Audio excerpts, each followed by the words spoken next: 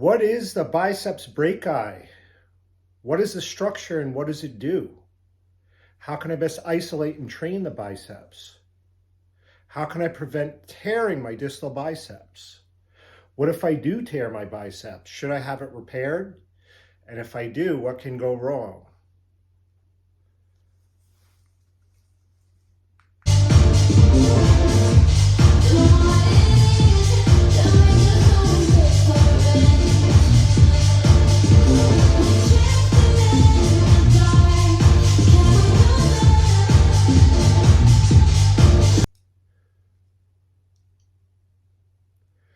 There are two biceps in the body.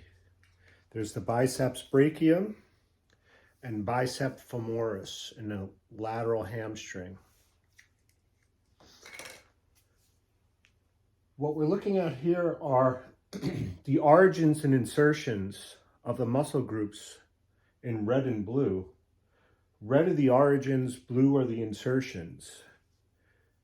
The difference is the origin is the muscle belly side where there's the least amount of motion, and the blue areas where the insertions are tendinous sides where you have maximal excursion of the tendon or muscle. So the biceps brachii has two origins.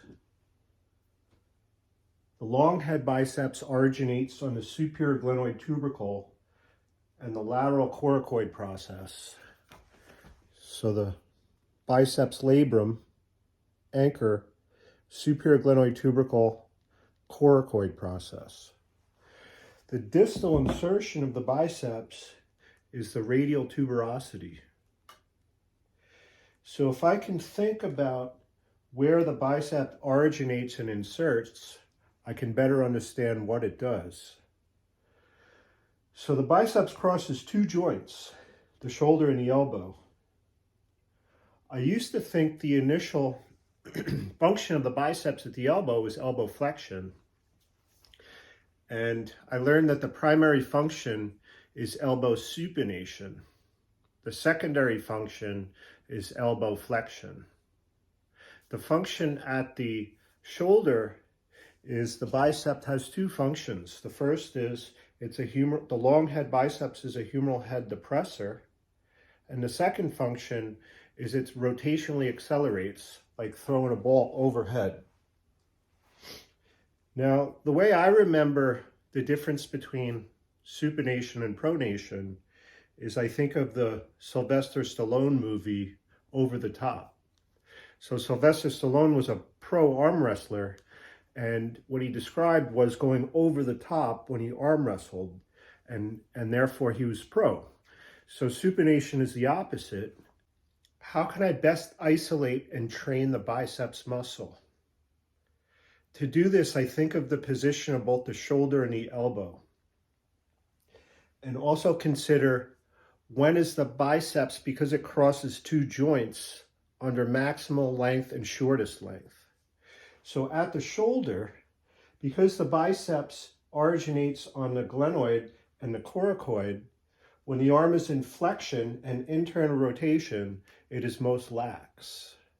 When the arm is in maximum extension and external rotation, it tightens up both the long head and the short head. Now, at the elbow joint, the biceps inserts on radial tuberosity, so the two motions that affect it are pronation and supination, and elbow flexion and extension.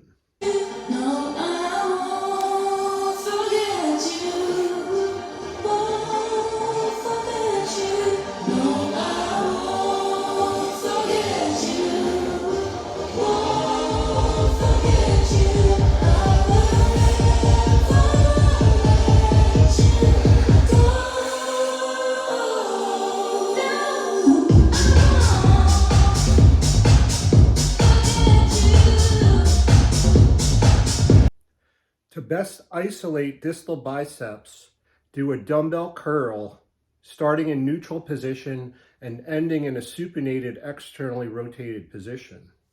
A dumbbell curl, hammer curl, and internal rotation will focus primarily on brachialis muscle. And the further the arm is supinated at the end of the curl, the more likely you'll target distal biceps.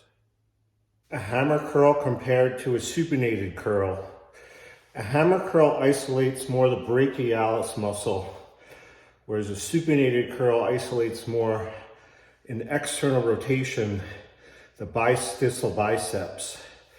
Once again, a hammer curl, internally rotated, mostly brachialis, and a supinated, externally rotated curl maximally squeezes biceps muscle.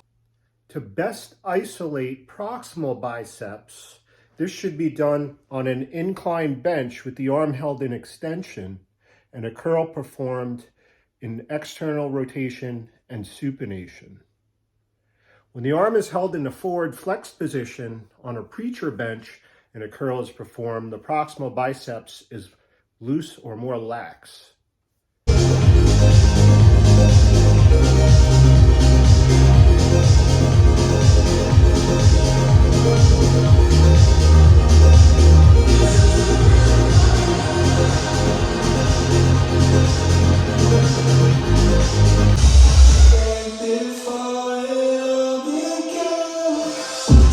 The best way to avoid distal biceps tears is to do a regular resistance training program focusing on your distal biceps tendon.